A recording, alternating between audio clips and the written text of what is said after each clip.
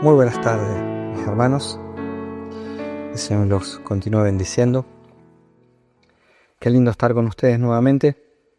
La semana pasada no pudimos estar porque estuvimos en Córdoba, en la iglesia Crecer, donde está el pastor Sam Master y el seminario William Carell. Estuvimos sirviéndolos a ellos y qué lindo, hermanos. Saben que ningún hermano de los que está en Córdoba, cada vez que me cruzaba, lo primero que me preguntaba cómo está la plantación acá en Villa y que están orando por ustedes. Me dio mucho ánimo ver cómo en distintos lugares todos están pendientes y orando por lo que Dios está haciendo en este lugar. Así que, bueno, nada, compartirle el saludo del pastor Sam, de todo el equipo allá y los hermanos con los que fuimos hablando.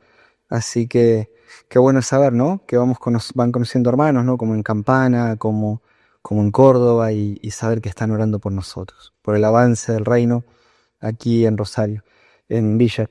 Traemos también, por supuesto, los saludos de los hermanos en Rosario. Esta mañana estuvo Juan y una bendición escucharlo también a él. Ahora a la tarde los hermanos también estaban reunidos porque estaban haciendo, gracias Marcos, estaban haciendo evangelismo. Teníamos una reunión especial de evangelismo que también pronto vamos ya a empezar a practicarlo acá, ¿no? Ya encargamos los folletos para Villa, ya lo hemos señalado, así que en el mes de octubre vamos a tener los folletos de acá, con las redes de acá, para poder empezar a hacer evangelismo también en Villa Constitución. Así que, bueno, de mucho ánimo, ¿no? Trabajar para el Señor, qué mejor que eso, pensando en las almas que el Señor va a salvar aquí en Villa. Así que a seguir orando. Bueno, si me acompañan, abrimos nuestras Biblias en Jonás capítulo 3. Vamos a leer nuestro pasaje de hoy. Jonás capítulo 3, vamos a leer ahí. Luego vamos a estar orando y meditando la palabra del Señor. Jonás capítulo 3. Está después de Génesis y antes que Apocalipsis. Hay libros que son difíciles de encontrar, ¿no? Son chiquitos, están metidos ahí, uno empieza. ¿Dónde está? Bueno, Jonás 3. ¿Todos lo tienen? Dice el versículo 1. La palabra del Señor vino por segunda vez a Jonás. Levántate, ve a Nínive, la gran ciudad, y proclama en ella el mensaje que yo te diré. Y Jonás se levantó y fue a Nínive conforme a la palabra del Señor. Nínive era una ciudad muy grande, de un recorrido de 3 días. Entonces Jonás comenzó a recorrer la ciudad, camino de un día, y proclamaba: dentro de 40 días Nínive será arrasada. Entonces los habitantes de Nínive creyeron en Dios y proclamaron ayuno, y se vistieron de cilicio desde el mayor hasta el menor de ellos. Cuando llegó la noticia al rey de Nínive, se levantó de su trono, se despojó de su manto, se cubrió de cilicio y se sentó sobre cenizas. Y mandó a proclamar y anunciar en Nínive, por decreto del rey y de sus grandes: ni hombre, ni animal, ni buey, ni oveja prueben cosa alguna. No dejen que pasten o beban agua. Cúbranse de cilicio, hombres y animales, y clamen a Dios con fuerza, y vuélvase cada uno de su mal camino y de la violencia que hay en sus manos. ¿Quién sabe? Quizás Dios se vuelva, se arrepienta y aparte el ardor de su ira y no perezcamos. Versículo 10. Cuando Dios vio sus acciones, que se habían apartado de su mal camino, entonces Dios se arrepintió del mal que había dicho que les haría y no lo hizo. Oramos y después meditamos en esto. Señor, queremos agradecerte que hoy podemos abrir tu palabra y compartirla con absoluta libertad. Gracias, Señor, porque un día nosotros estuvimos de la misma manera que estas personas en esta gran ciudad, pero tu misericordia nos alcanzó, el Evangelio nos alcanzó, pudimos entender nuestra condición, arrepentirnos de nuestros pecados y por la obra de Cristo en la cruz, confiar, descansar, que ahora somos tus hijos, que hemos venido a salvación y a vida eterna. Te ruego que ahora al ministrar tu palabra, al hablar tu palabra, tu Espíritu Santo nos ayude a comprenderla, a meditar en ella y sobre todas las cosas a poder aplicarla. Oramos a ti en el nombre de Jesús. Amén. Bueno, Para hacer un recordatorio rápido, una síntesis de lo que ya venimos viendo en el capítulo 1, recuerden que de alguna manera Jonás había ya recibido el mensaje que tenía que ir a proclamar a Nínive y la reacción instintiva de él fue huir.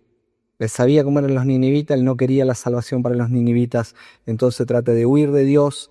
Dios de alguna manera sale en persecución, enviándole una gran tormenta, y esa gran tormenta, en medio de todo eso, agarra la desesperación, el temor, una charla con los marineros que estaban arriba del barco. Termina el capítulo 1, Dios salvando a un grupo de marineros paganos en medio de la tormenta.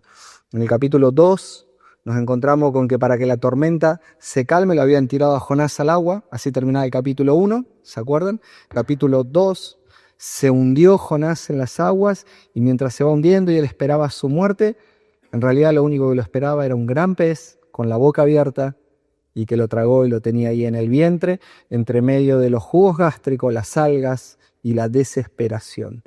Y termina el capítulo 2 viendo cómo Jonás se arrepiente de lo que había hecho, clama a Dios y el pez lo lleva a tierra y después de 2 carcajadas lo vomitó en tierra. Y ahí quedó el capítulo 2. Ahora el capítulo 3, en el que vamos a entrar hoy, nos enseña de alguna manera que Dios no solamente quería salvar a un profeta rebelde, que Dios no solamente quiere salvar a unos marineros paganos que estaban arriba del barco, sino que también estaba interesado en salvar a esta gran ciudad donde había miles de personas que ni siquiera lo conocían. De eso se trata esto, ¿no? Y la pregunta que creo que atraviesa este capítulo, la gran pregunta que atraviesa este capítulo, es si será posible que un pueblo tan malo, porque se acuerdan en el capítulo 1 cuáles eran las características de este pueblo. Entonces, a la luz de eso, ¿será posible que un pueblo tan malo, tan perverso, tan violento, tan lejos de Dios, pueda alcanzar misericordia? Creo que esa es la gran pregunta, y después de haber leído el texto, creo que la respuesta es clara. Sí, porque siempre hay misericordia para los que se arrepienten y para los que confían en el Señor. Y ese es el argumento que yo quiero compartirles en esta tarde. Por más perverso que sean, siempre hay misericordia para los verdaderos arrepentidos. Así que 3 cosas vamos a ver en esta nochecita. El mensaje proclamado, el primer punto. El segundo punto, el arrepentimiento. Y el tercer punto, la misericordia de Dios perdonando. Repito, el primer punto es el mensaje proclamado, versículos 1 al 4. El segundo punto es el arrepentimiento masivo, porque vamos a ver que toda la ciudad se arrepiente. Versículos 5 al 9. Y la misericordia de Dios perdonando. Versículo 10. Así que comenzamos con el versículo 1 ya mirando, o quiero que piensen antes de mirar el versículo 1, imaginen por un momento a este hombre, a Jonás. Imaginen a Jonás, todavía está con el recuerdo fresco, tal vez todavía sus manos están arrugadas de estar adentro del pez, entre tantos jugos gástricos y agua y algas, todavía el olor a su desobediencia por su rebeldía y a sus días oscuros dentro del vientre del pez están fresco para él. Y de pronto escucha nuevamente la voz de Dios. Versículo 1 dice, la palabra del Señor vino por segunda vez a Jonás.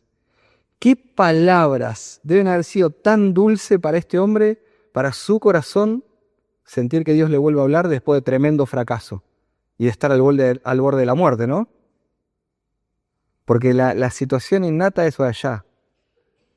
No hay más nada para mí después del fracaso. ¿No fueron palabras de rechazo?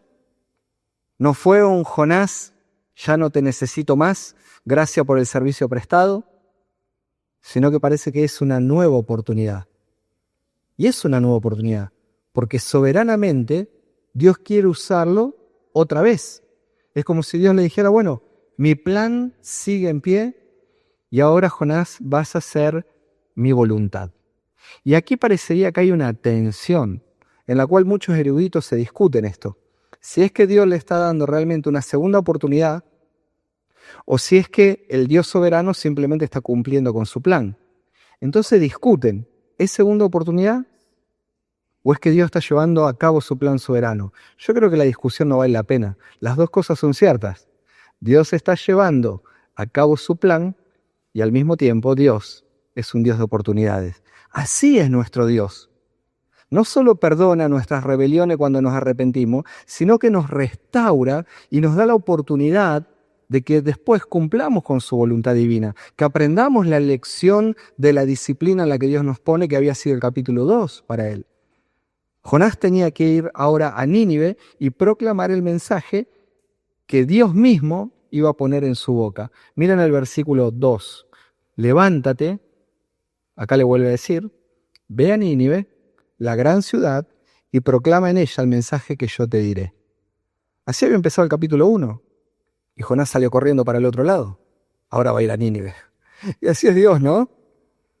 Él dijo, no, yo me voy para lo más lejos posible. Voy a Jope, busco un pasaje y de ahí a Tarsis. Y Dios dice, ok, metele que yo te espero en Nínive. No hay manera de que podamos escapar de la voluntad de Dios. Ahora, ¿cuál es el mensaje que Jonás tiene que dar? La respuesta está en el versículo 4. Dentro de 40 días, Nínive será arrasada. Nínive será arrasada. Es decir, como ustedes pueden ver, Dios no ha cambiado su voluntad. Lo mismo ya había dicho en el capítulo 1, versículo 2. Esto es lo mismo que le había pedido a Jonás que haga. Dios no produjo un cambio en su palabra ni en su voluntad. Lo que Dios produjo ahora es un cambio en la vida del profeta. Antes se quiso revelar y ahora Dios quebró la voluntad del profeta, primero para que conozca mucho mejor la naturaleza del verdadero Dios y cumpla con el propósito para el cual él había sido llamado. Dios llamó a Jonás para que vaya a proclamar un juicio contra Nínive. Entonces, notemos que ahora el mensaje que Jonás tiene que entregar no es el mensaje de Jonás. Miren que el versículo 2 termina diciendo que él diga lo que Dios le dice, lo que yo te diré. Ve a Nínive y diles lo que yo te diré. Jonás no tiene que parar a pensar, a considerar cómo va a ser el mensaje que tiene que compartir para que sea más relevante entre los asirios. Ciertamente era difícil ir a predicarle a los asirios. Recuerden cómo eran. Azotaban los niños contra la pared, entraban a un territorio, abusaban de las mujeres, cortaban las cabezas, despellejaban vivo, torturaban para aterrorizar a todos los vecinos. Y Dios le dice, anda niño, y decirle que de acá a 40 días los vamos a arrasar. Andá y decir lo que yo te digo. Bueno, uno podría estar tentado a ver de qué manera lo digo, a ver cómo hago una mejor exégesis de lo que Dios me dijo, ¿no? El mensaje de Jonás tenía que ser breve, duro, directo, sin vuelta, sin adornos, sin explicaciones, porque no eran las palabras de Jonás, al fin de cuentas. Era la palabra de Dios. No había que agregar nada. Solo la palabra de Dios es lo que transforma. No es la elocuencia del mensajero, el carisma del predicador, la inteligencia, sus capacidades. Por supuesto que todas esas virtudes en el predicador Dios las usa para su gloria. Pero lo importante, el poder, no reside en el predicador, sino en la fidelidad del mensaje. Por eso hacemos tanto énfasis en que cuidamos el púlpito, en que nuestros predicadores se preparen, se capaciten, se esfuerzan en estudiar la palabra para entenderla de la mejor manera posible, porque es la palabra de Dios viva y eficaz, es la que provoca cambios. Y ahora sí, versículo 3, en el versículo 3, Jonás se levanta y va a Nínive conforme a la palabra del Señor. Y uno dice, pero ¿cuánto le costó a Jonás aprender obediencia, no? ¡Wow! 3 días en el vientre del pez. Bueno, hermanos, cuando yo meditaba en esto, digo, el Señor nos ayuda a responder a su voz con celeridad. Es como con los niños a veces, ¿no? A veces les mandamos a hacer algo y no quieren. Y le decimos, bueno, ya te dije una, la segunda, y a veces tenemos que intervenir de otra manera. Y nosotros a veces somos así, hermano. Qué precioso es cuando le diríamos a los chicos, anda a hacer esto, y va y lo hace de una. No está en nuestra naturaleza eso, por lo general. Y a veces como hijos de Dios también tenemos esas reacciones. Mis hermanos, Dios nos ayude a responder con celeridad a lo que Dios nos manda hacer. Que no tengamos que pasar por el vientre del pez para luego terminar obedeciendo. Porque sepan algo, ¿no? A la corta o a la larga vamos a obedecer. Dios va a cumplir su propósito en nosotros. El tema es a qué costo. Bueno, existe un gran debate después en cuanto a esta gran ciudad, en cuanto a Nínive, qué quiso decir cuando habla de una ciudad muy grande y que tenía un recorrido de 3 días. Y como yo siempre les digo, mis hermanos, no vamos a dejar que el árbol nos termine tapando el bosque, porque no es trascendente determinar eso. Pero lo que sí nos podemos dar cuenta es que cuando dice que la ciudad tenía un recorrido de 3 días, aunque no sabemos cuántos kilómetros eran, ni las dimensiones, ni el perímetro, ni nada, algo está claro, era una gran ciudad. Y eso es lo que el autor nos quiere mostrar, que la ciudad era realmente grande, Y el profeta en el versículo 4 ahora entra a la ciudad proclamando la destrucción.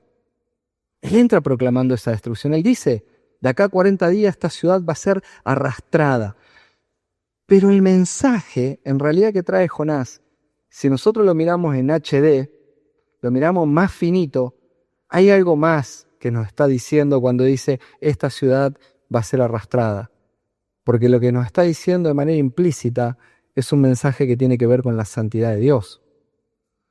Esa ciudad va a ser arrastrada arrasada por causa de la santidad de Dios. Recuerden que en el capítulo 1, el versículo 2, dice la Escritura, dijo que la maldad de ellos había llegado al cielo. Nuestro Dios es un Dios santo y que la maldad no pasa desapercibida delante de Dios, que el pecado no pasa desapercibido delante de Dios. El Dios santo está sentado entonces en su trono, viendo lo que esta gran ciudad hacía y ahora está listo para juzgarlo, para sentenciarlo y para aplicar la pena que les corresponde. Y algo que Jonás esperaba de todo corazón. Él anhelaba de todo corazón que Dios los destruya, que los desaparezca. Pero sucede algo inesperado, algo que no estaba en los planes de Jonás, algo que nadie, creo, hubiese imaginado. Y este es nuestro segundo punto. Hubo un arrepentimiento masivo. Nadie hubiese esperado esto. El pueblo que era violento, cruel, opresor, abusivo, famoso por su maldad, dice el texto que ahora creyó. Versículo 5. Estas personas ahora creyeron a lo que Jonás dijo. Escucharon que iban a ser arrastrados de parte de Dios, arrasados de parte de Dios, y creen.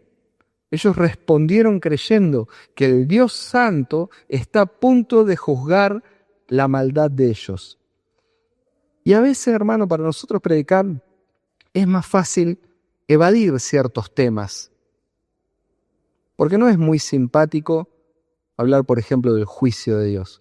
¿A quién le gusta hablar del juicio de Dios? A todos nos gusta hablar de las bendiciones de Dios, ¿o no?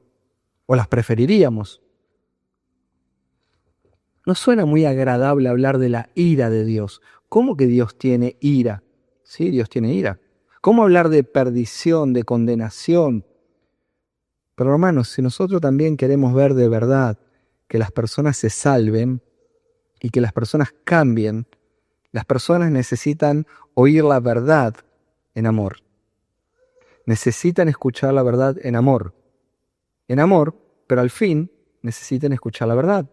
No podemos darle un mensaje por la mitad, que Dios es todo amor, que Dios te va a bendecir, que Dios te va a ayudar. No, el Evangelio no empieza de esa manera. Las personas necesitan saber cuál será el resultado final que va a producir su filosofía de vida.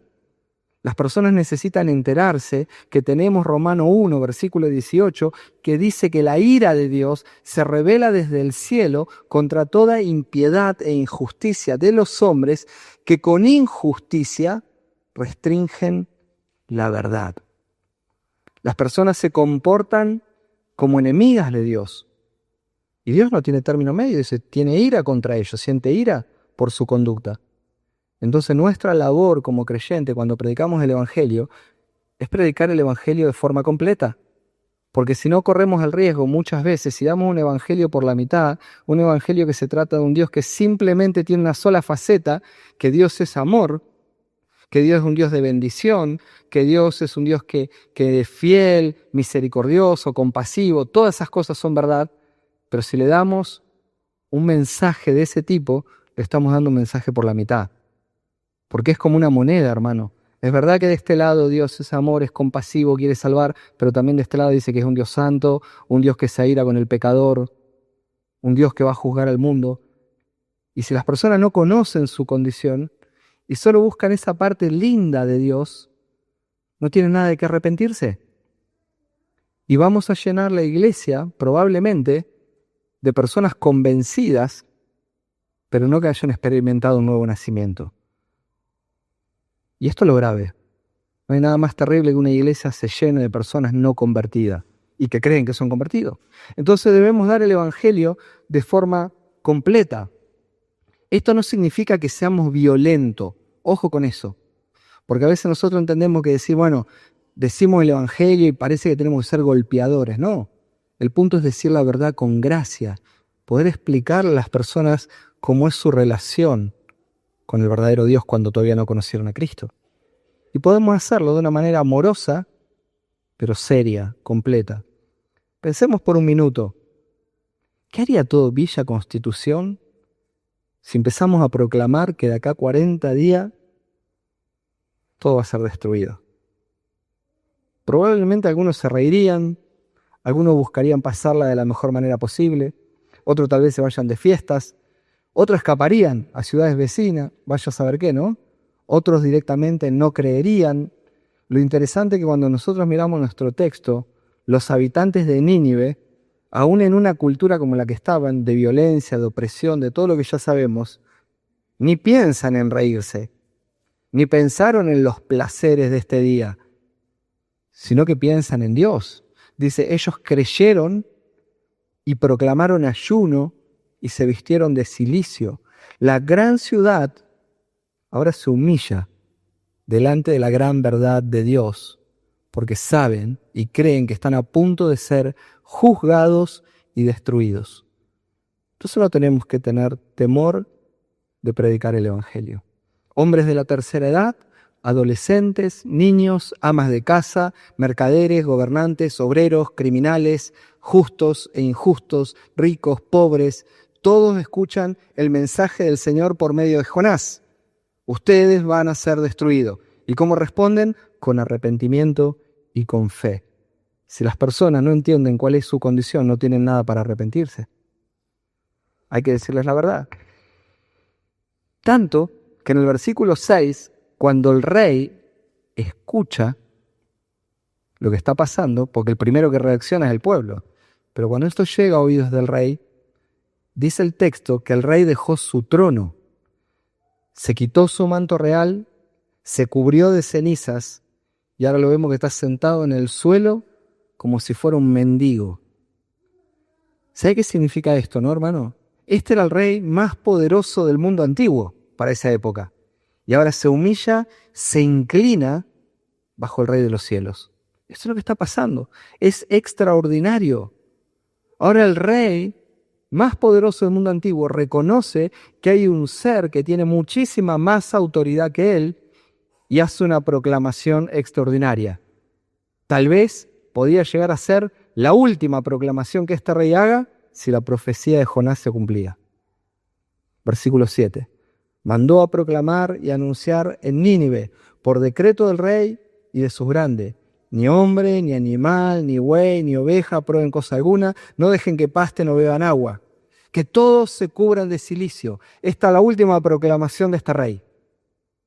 No sabe qué va a pasar. Lo que sí es evidente que parecería que este rey ha entendido que si todavía faltan 40 días para la destrucción, todavía había tiempo de hacer un cambio. Todavía había tiempo de pegar el volantazo, como hace GPS, ¿no? Recalculando. Yo cuando le erro el camino, la gallega se vuelve loca y empieza, bueno, parece que este rey hace lo mismo, ¿no? Todavía hay tiempo. Y aunque no había garantías, ni había promesa de poder escapar del juicio, porque noten eso, lo único que dijo Jonás fue: de acá a 40 días ustedes van a ser arrasados. No hay promesa alguna. Sin embargo, aunque no tienen garantías, el rey y el pueblo se humillan y el rey les pide, versículo 8, clamen a Dios con fuerza y vuélvase cada uno de su mal camino y de la violencia. Ese es el corazón del verdadero arrepentimiento. Clamar a Dios, abandonar el pecado y confiar solo en la gracia de Dios. Aunque no tenían promesa, este hombre confía todavía. ¿Y llama a qué? A que clamen y a que abandonen el pecado. Porque arrepentimiento, estamos hablando de eso, de hacer un giro. No estamos hablando de que hicimos un pecado y nos sentimos mal. Muchas veces las personas se sienten mal por causa de su conciencia. Pero el verdadero arrepentimiento provoca dolor y lo que hacemos ahora es tratar de ir en la dirección contraria al pecado. Si el pecado está acá, hacemos un giro de 180 grados. No es un giro de 90 grados, porque un giro de 90 grados, si el pecado está ahí, aún podemos seguir mirando con una visión media periférica, de reojo lo sigo viendo. Es un giro de 180, es para allá. No es un giro de 360 tampoco, que arranco y vuelvo. Es un giro absoluto. Y este rey es como si dijera, arrepintámonos. Y quién sabe, si abandonamos nuestro mal camino, quién sabe, dice el versículo 9.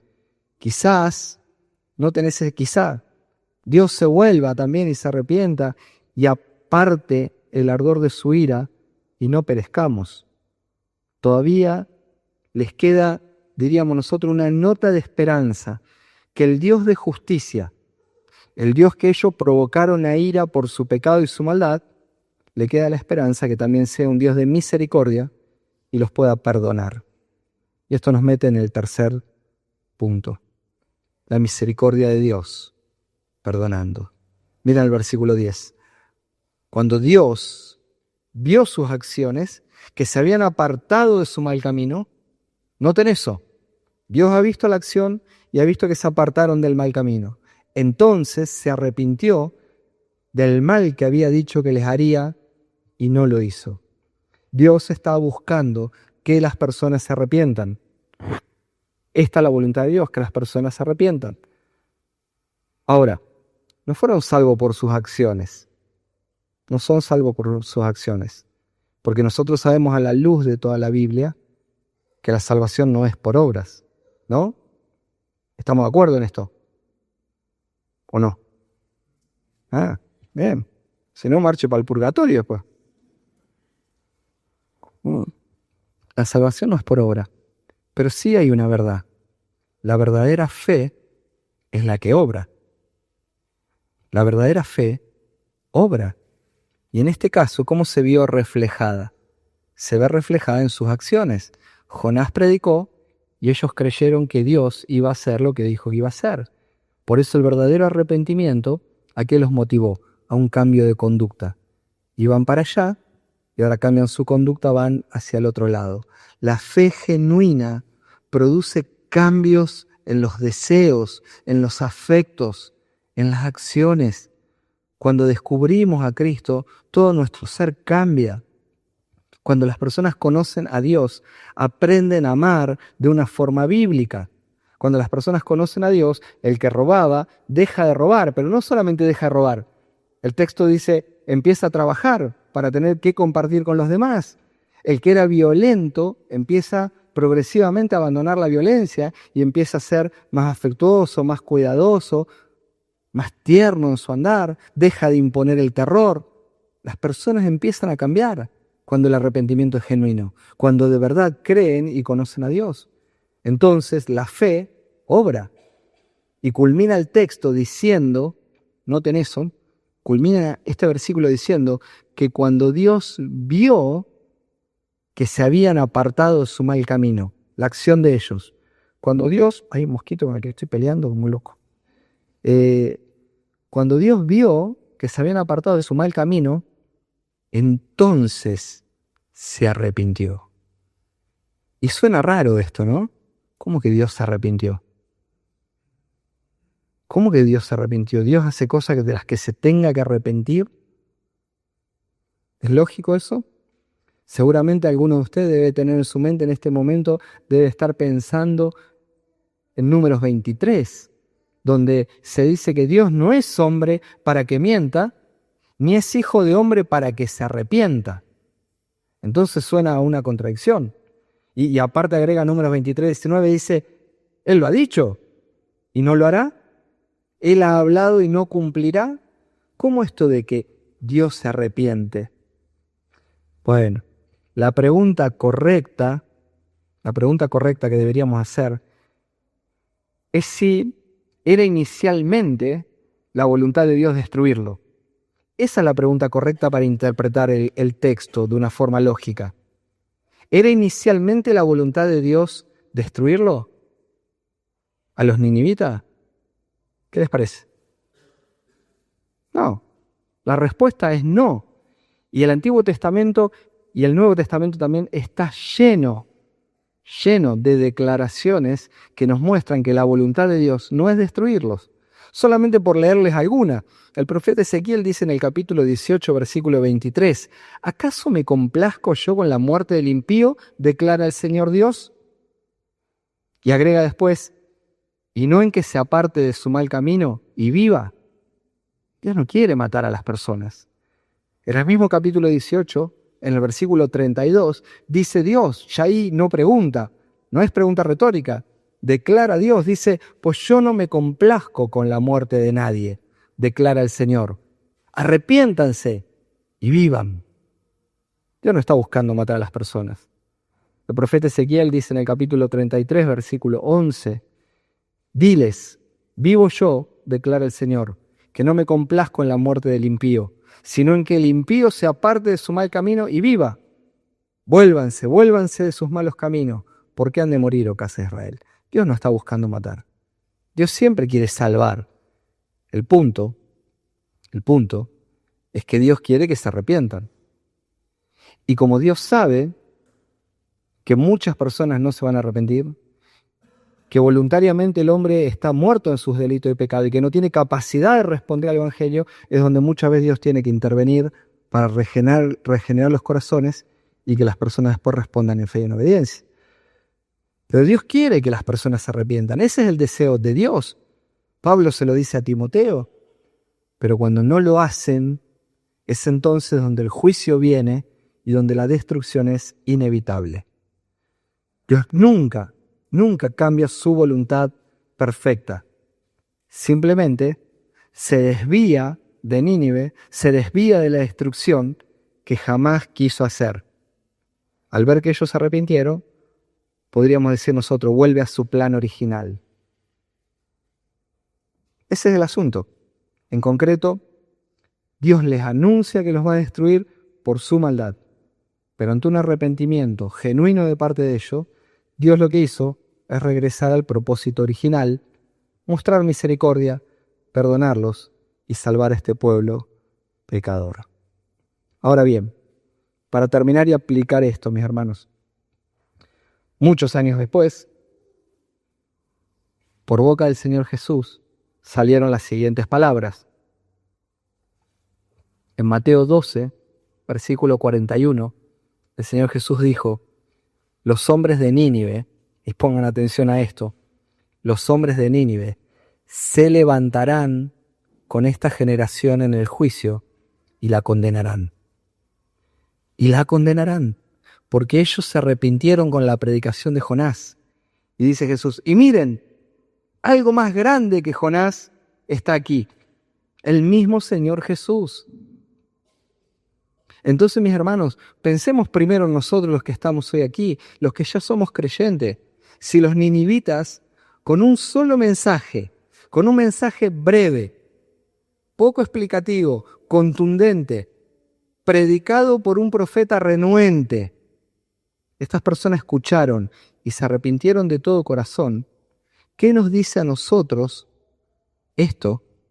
Que hoy tenemos al mismo Señor Jesús, que hemos pasado por la cruz, que hemos conocido al Hijo de Dios, porque los ninivitas escucharon una chispa de luz. Ni siquiera tenían el mensaje completo, ni siquiera se le había dado esperanza de perdón. Ellos escucharon con una chispa de luz. ¿Y cuál fue la respuesta de ellos? Se humillaron. Ahora Jesús los toma como más sencillos que a la audiencia original que estaba ahí escuchándolo a él. Ellos se arrepintieron, ellos se humillaron. Y lo maravilloso es que nosotros tenemos plena luz del Evangelio. Tenemos una comprensión de la cruz de la resurrección y de la promesa de vida eterna completa, a diferencia de ellos.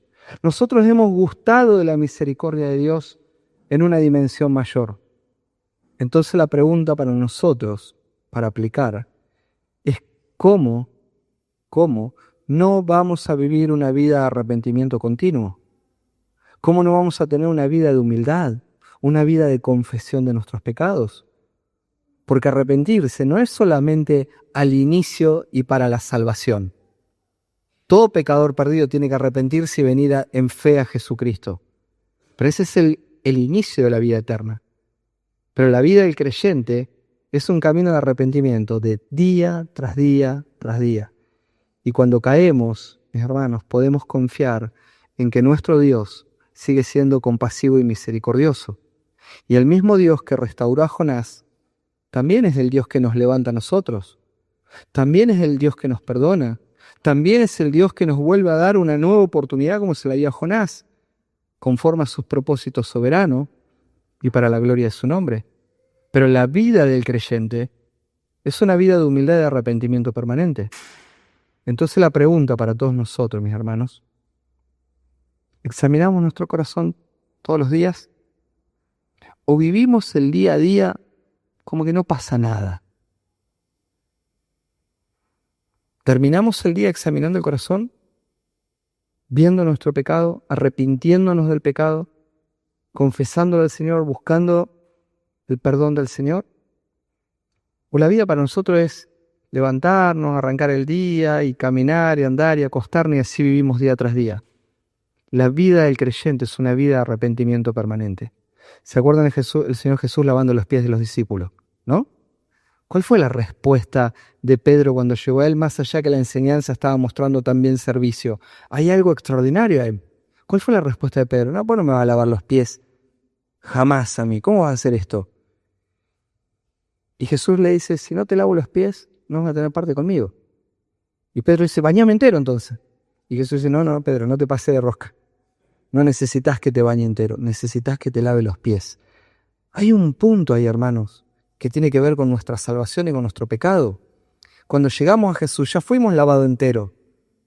Pero en el antiguo Israel, mientras caminaban, los pies se ensuciaban todos los días. Y esta es la figura espiritual también para nosotros. Ya fuiste lavado y salvado, pero todos los días, en el caminar, tus pies se ensucian y necesitas ser lavado. Y para eso necesitas volver al Señor, confesar tus pecados. Y confesar tu pecado, hermano, no es, bueno, Señor, perdona mis pecados. Eso no es confesar pecado. Si esa es tu manera de confesar pecado, así no funciona la confesión. La confesión de pecados tiene que ver con ponerte a cuenta con lo mismo que Dios está viendo de vos. Por eso nadie puede decir, Señor, perdona mis pecados. Eso no es confesar nada, eso no es arrepentimiento. Eso es un paliativo para la conciencia. El punto es pasar tiempo con Dios. Decirle, Dios, examina mi corazón y mostrarme los pecados que aún me son ocultos, los que ni siquiera me di cuenta. Y vas a ver cómo Dios empieza a traer tus pecados del día a la luz y a mostrártelo uno atrás de otro. Y uno por uno empezás, Señor, perdóname por la forma en la que le hablé a fulano, perdóname cómo pensé por esto, perdona. Y empezar a ver la miseria que hay en vos, que es lo mismo que Dios está viendo. Porque confesar pecado es ponernos a cuenta con Dios. Ver lo mismo que Dios está viendo. Estamos reconociendo eso y cuando morimos a eso y vemos toda esa miseria, podemos pedir perdón al Señor y confiar en que vamos a ser limpiados. Pero hay que hacerlo. Entonces no amontonemos pecado, porque después muchas veces pensamos que con esto íbamos todos, porque no estamos arreglando vueltas con el Señor que tiene menos. Así que animándonos, y si fracasamos, tranquilo, porque Dios nos está perfeccionando, podemos volver a Él. Y recuerdo que Filipenses 1, ¿qué es lo que dice el verso 6? El que comenzó en usted la buena obra, ¿qué está haciendo? Está perfeccionando. ¿Hasta cuándo? Hasta el día que venga Jesucristo. Entonces, no nos acostumbremos a vivir la vida devocional. Y si Nínive respondió con tan bondadoso, ¿cuánto más deberíamos entonces responder nosotros que tenemos plenitud de Dios? En segundo lugar, pensemos como iglesia. ¿Cómo aplica esto a la iglesia? Como cuerda. Jonás lo inventó un discurso atractivo para convencerlo del Evangelio. Lo único que hizo daba el mensaje que Dios le había dado. nosotros tenemos el mensaje completo del Evangelio. Él anunciado. Así que también nosotros estamos llamados a proclamar fielmente la palabra de Dios, sin adornarla, sin tunearla, sin suavizarla, no prometiéndole nada a las personas, sino simplemente explicar el Evangelio y confiar que es el Evangelio que las transforma. Porque a veces está la tendencia nuestra a querer manipularla para que se entregue a Cristo de cualquier manera. No. Prediquemos el Evangelio y confiemos en el Evangelio. No dudemos en el poder del Evangelio. Si Dios pudo quebrantar a una ciudad pagana, violenta, malvada, ¿no va a poder transformar Villa Constitución?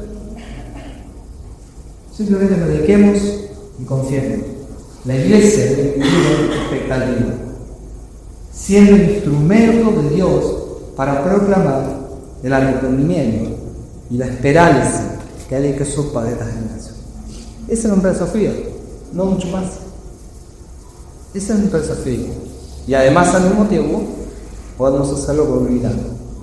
Así como este rey de Nínive se humilló, descendió de su trono y se humilló, como nosotros tenemos un reino mucho más grande que los más. Vamos a ser humildes delante de tu Señor y hacer lo que Él nos manda a hacer. La iglesia debe ser conocida justamente como una comunidad humilde, quebrantada delante de Cristo y que alza la voz para denunciar el arrepentimiento y llamarlos que Dios todo es de por y Cristo para salvación. Y yo no lo dejo nunca, si hay alguien vosotros predicando con Jesús. Creo que la palabra de Dios es clara. En mi vida se arrepintieron después de una sola predicación escasa, escueta, y todos los que estamos acá escuchamos mucho más de eso. Así que el mismo Jesús advierte que los de Nínive se van a levantar en juicio para condenar a esa generación incrédula. ¿Y por qué la va a condenar? Porque no supieron humillarse ante la predicación de Jesús. Jesús estaba predicando y ellos estaban rechazando. El Salvador venía con el mundo y ahora estaban rechazando. Pero bueno, la buena noticia es que estamos acá, todos nacimos muertos en el pecado, pero Cristo vino para tener una vida perfecta, para representarnos a nosotros en esa vida, para morir en la cruz, cargar con la ira que nosotros tenemos que haber recibido, para ser sepultado, para resucitar el tercer día, para ser ascendido a los cielos, y para que estemos acá como iglesia anunciando que todo es de Cristo, para que toda vida se arrepiente y cree, reciba perdón de pecado y bondad. De eso es tu trato. Cada uno sabe delante del Señor cómo está. Como creyentes, esto significa para nosotros gratitud al Señor, arrepentimiento diario y siempre. Como iglesia, fidelidad y humildad al ser su llamado urgente.